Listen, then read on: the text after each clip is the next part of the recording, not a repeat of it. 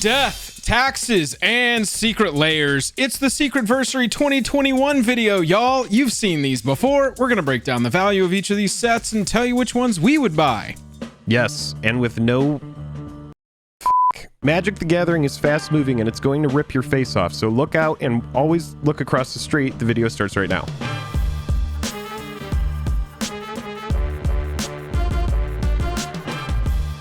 Highest level of gratitude to our patrons who power the channel through Patreon. Check out the Patreon link in the description to learn about monthly giveaways, VIP Discord access, and even our official playmat. Hello and welcome to the day. Thank you for spending your time with us. I'm Jake. I'm Joel. Welcome back to another episode where we break down the secret layers. It's the Secretversary 2021. But before we get into it, if you would, if you like the video and it helps you at all by the end of it, hit that like button. And if you hate it, hit the dislike button. No one can see that you hit the dislike button, but we can, and it's very valuable. Why did you have to bring that up? You know that that's a sore subject for me. What's crazy is, Joel, we just came away from already having this huge bundle that just went away right before Secret Lair Mischief. And now we have this new bundle. That's so much more money to just spend on Magic cards. It's just crazy.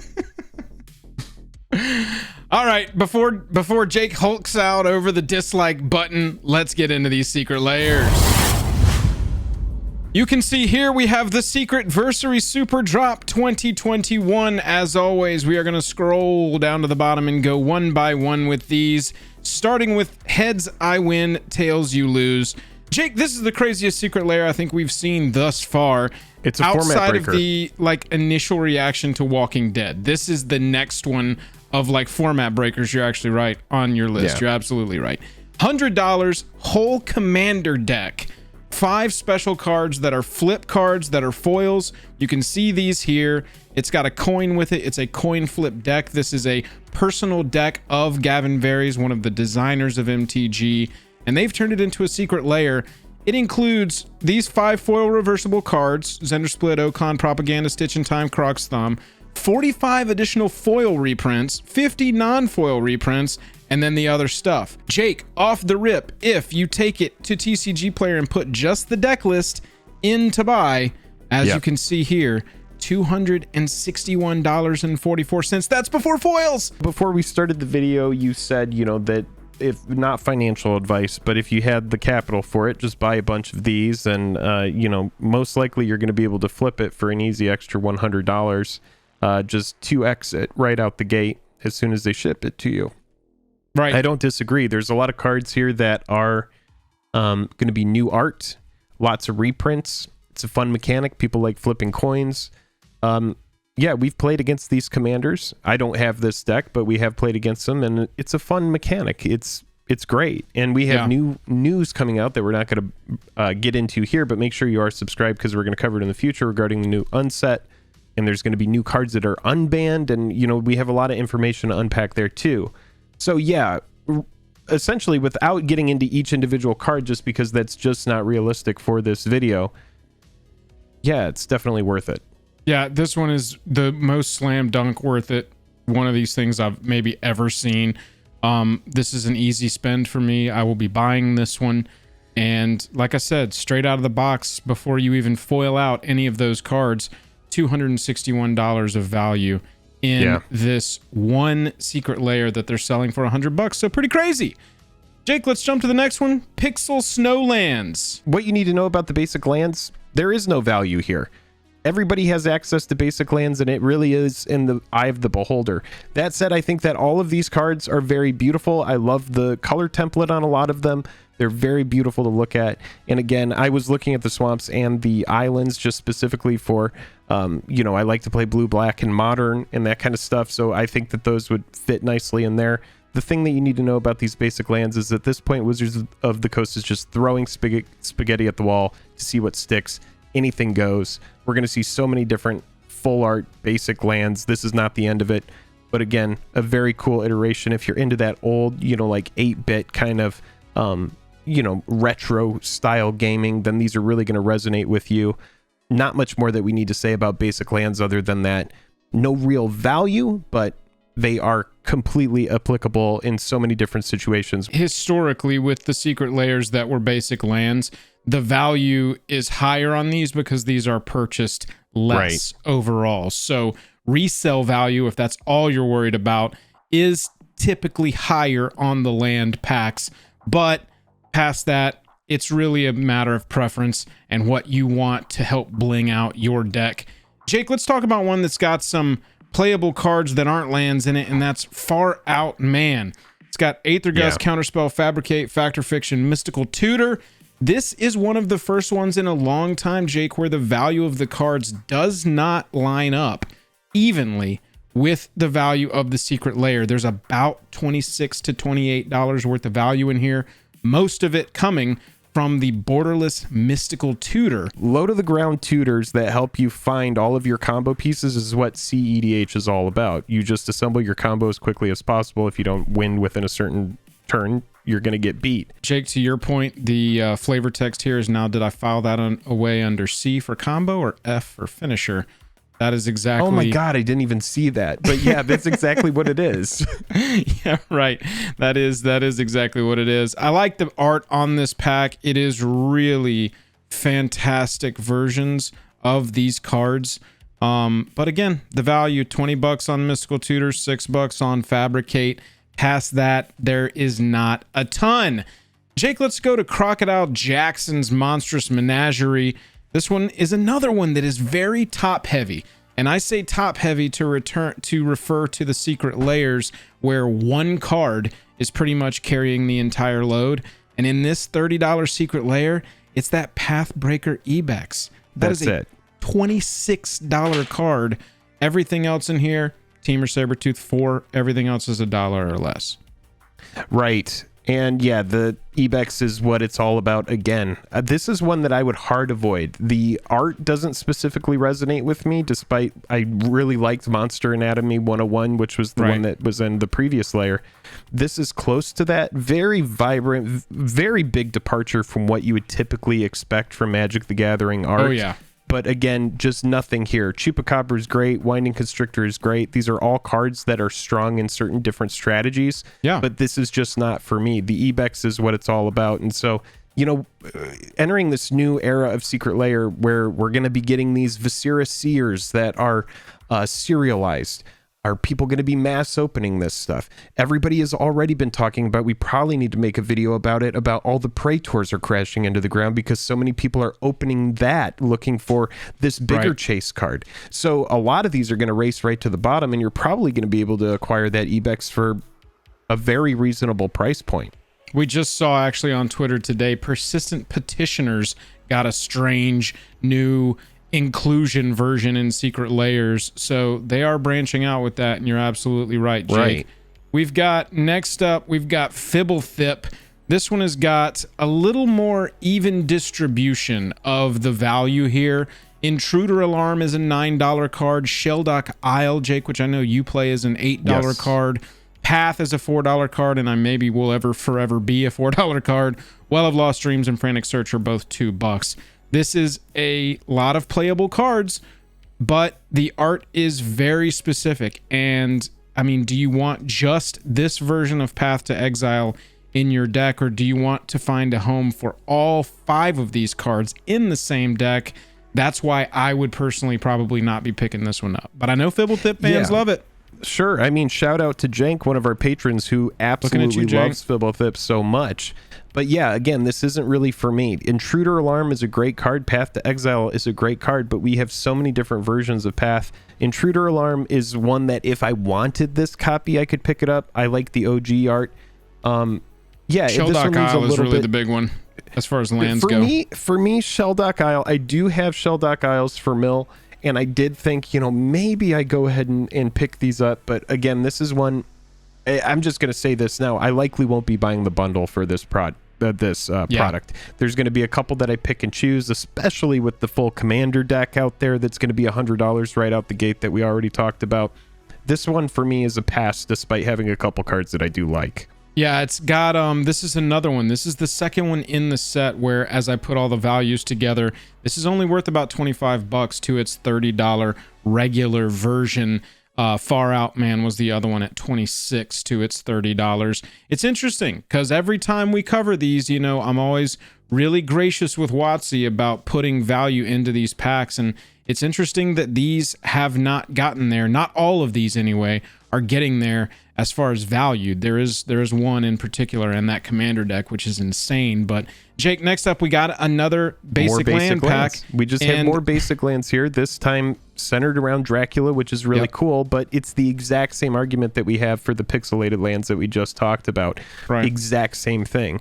Applicable in everything, but no real inherent value here. Everybody has access to basic lands. You can get them for cheap. So they look sick though. They do look sick, and if you are very much into vampires, then awesome, right? Oh yeah. If you've got the vampire tribal deck and you want some very vampire themed basic lands, this is a good place to start. Again, they're under purchased normally, so that pretty much drives up the secondary market price of these, but even then, Jake, this is the one that I think is the most impressive to me out of the gate. This one is $30 and it's got $57 worth of value in it. And it's top heavy. It's an Exquisite Blood called Hunger of the Ancient One. Exquisite Blood's a $35 card. Knight's Whisper is $4 and Phyrexian Tower is $18. So just right out of the gate, they've got a $20 card and a $30 card in this pack. Phyrexian Tower, given this treatment, is just so chef's kiss, dude. Oh, honestly, yes. I think it's beautiful. It's a beautiful way. I love that they've established this all the way back since Ikoria. Yeah, maybe they fumbled a little bit during, Walking Dead, but they have since corrected, and now we see that this is going to be the direction for when we have an IP crossover. And it should be. Do this. And it ain't broke, don't fix it. Just leave it as is. People are fine with you having a skin of Phyrexian Tower as long as it isn't a game-breaking, mechanically unique card that you can only get in this thing. Not everybody needs a Dracula's Tomb. You could get a Phyrexian Tower elsewhere. This is just sweet, dude. I mean, it's honestly badass. Again, I'm not super into vampires, but if you are into vampires, then this is great. This is just thematic. I'm sure that people who run vampires and aristocrats, they have this kind of thing going on, right? Where I love this just to put into my mono black EDH deck, man. All three of these fit well into the deck. And so I like it as a little sub-theme. I don't even care that it's specifically Dracula themed. I think that they would just look cool in that deck as you try to bling it out in a bunch of different ways sometimes. I think that is a pickup for me. I will be buying the Welcome to Castle Dracula ones for that drop. Jake, then we get into the Arcane sets. So we've got these two different sets for Arcane, which is a League of Legends inspired or IP TV show that is on Netflix right now. Brought to us by Riot, is my understanding. We have got another basic land pack. We have got. Let's say this about basic lands. We gotta say something about basic lands. There must be something going on in the background that we don't see. Maybe basic lands are actually selling way better than we think they are.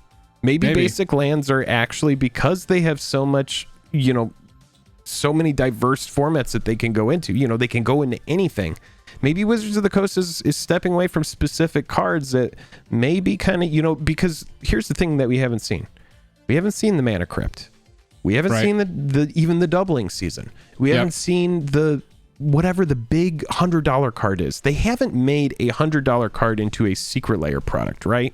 And that was one of the earliest things we thought we would see was one Secret Lair for $100 with Mana Crypt and like two other things, maybe Soul Ring and another throw-in.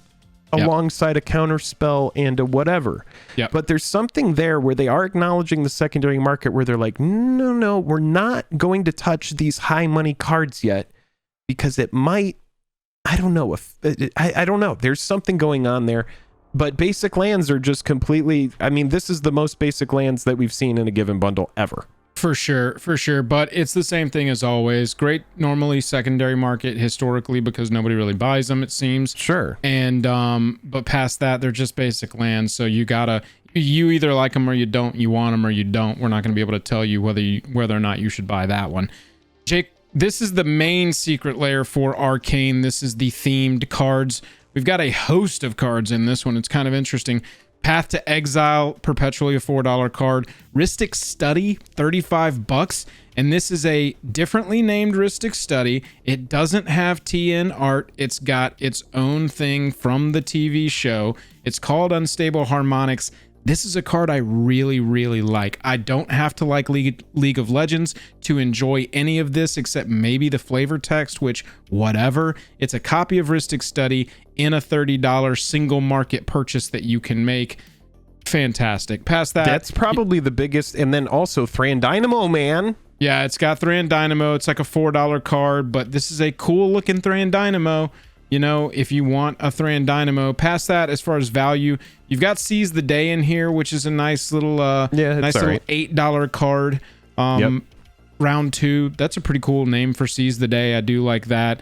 Pros and Grip, no value. Duress, no value. Thran Dynamo, about $4, and then Counterflux is a no value card. Sorry, I was looking at the Path to Exile for $4. So $51 worth of value. But Jake, really for me, this is like you can straight up buy a Rhystic Study that's $35 for $30, and you get some other cool stuff too, you know? Do you think it's kind of a fumble that there's 2 different secret layers in this product? Not only do we have all these basic lands, but we have 2 secret layers that both have Path to Exile in them. I thought it was weird when I was going through it, man. We've got 2 different versions of Path to Exile. We've got 3 different basic land packs in here. I know that one of them is snow covered, but still, I don't think it's so much a fumble as it is them just testing more, man. They're just pushing, trying to see, throwing spaghetti at the wall, as you said, and trying to see what exactly will work and what will sell. I think Arcane is a buy for me from that aspect. I think Castle Dracula is a buy from me. And then I think the deck itself, honestly, not financial advice, but if you're a secondary market enthusiast, this is like, I feel like this will ship in 6 to 8 months. And I really honestly have a gut feeling that you could sell this for $200 on the day it arrived in your hands. And that is not if you diamond hands it for 3 to 5 years and see if it can flip for 400 or 500 in a couple of, in half a decade. And it very well may. It may be that, like one thing I've noticed in the secondary market is a lot of people are buying up the old San Diego Comic-Con promos from when they were doing that, which they have since, moved away from. So like maybe this is a kind of thing that they move away from in the future, and people will look back on Secret Lair and be like, wow, you remember when they did that? And then you could have that deck, 3x, 5x, even 10x down the line. Who knows? Yeah. But yeah, it really does come down to, for me, after looking through this product, typically at this time we would break down the bundles for you and talk about all that, but we've talked about each of these individual secret layers, and that should be enough to inform you on whether or not you want to make the purchase.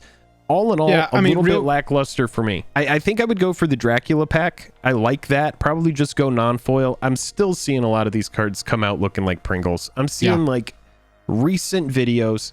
I'm just going non-foils on this stuff in the future. It's going to save me money in the long term. The cards look great. People want them because they're nice and straight. You can put them in the packs. The foiling, people at this point, it's like hit or miss. I really, really like the deck. I'm going to get the deck. I'm not going to get multiple copies of the deck. I don't have that much equity to throw at it, but I will pick up a copy of it. And then I'm probably going to pick up a couple copies of the Pixelated Lands. I like those the most. Yeah. And then 1 copy of the Dracula cards. That way I can have the Phyrexian Tower. I also like the Exquisite Blood. I think that's fun. I think the vampire niche is very cool. Everything else is pretty easy for me to pass on. I'm not super sold on the Rhystic. I don't need that. I have multiple copies of Rhystic Study, so it's not something I need. Path to Exile, Seize the Day, Duress. Like Path, we see so many different versions of it. This one doesn't really sing to me in a way. The other stuff that we have talked about that I like, like this is very easy for me to look through. I don't need the bundles, not interested. Fblthp, totally lost. I'm kind of lost in the art. It's a little bit over the top. So for me, deck, Pixelated Lands, probably 2 of the Pixelated Lands, and then Dracula Lands I may get, but definitely the Dracula, Welcome to Castle Dracula for $29.99. Yeah, for sure. Before we wrap this up, let's swap over. I want to make a point real fast. So Jake just brought up the bending of the foils or the not bending of the foils. I just happen to have my Phyrexian foil set and my enemy signets foil etch set sitting here right next to me. These are the foil etched. The chroma key is catching it right now because this is the Selesnya Signet. It has green in it. But these are the foil etched, and you can see these went out of the box straight into Dragon Shield penny sleeves, which are they have the little flap that goes down in for extra protection. That's why there's extra thickness. But these are not bending at all. So foil etched, I think, might be safe. However, Jake, these were sleeved and then put back in the Secret Lair box and have just been sitting. These are the Phyrexian cards, Praetors. right? These are the Praetors. And you can see straight out into sleeves, man. And they are already nice and bendy. They need to go into a hard sleeve or some kind of notebook pretty much ASAP. So just so that you can just so that you I like can to see. alternate putting them front to front, back to back, front to front, back to back, and then I put them within a wide sleeve. I put other cards on the side of them, and then I'll just put a heavy book on top of it and just leave it for like a month. Yeah. It's sad that you kind of have to do that with some of these cards in order to compensate for this. But yeah, that is something to consider with these products until we can figure out, you know, like we need these cards. Not only are they already wrapped, they get wrapped in a cellophane. What's going on that these cards, you know, most players know, like you said, you're taking them right out, you're putting them into a sleeve. So what the hell is going on that we can't lock that down and figure that out? That is what we think of Secretversary 2021. That is what we will be purchasing and the value of them. Let us know down in the comments which ones you're going to get. We're going to make sure that we keep on covering all these products, so make sure you're subscribed if you want to check in on what we have to say about each Secret Lair as they come out. Ah, yes. Secret Lair. Wait, are you wearing a robe?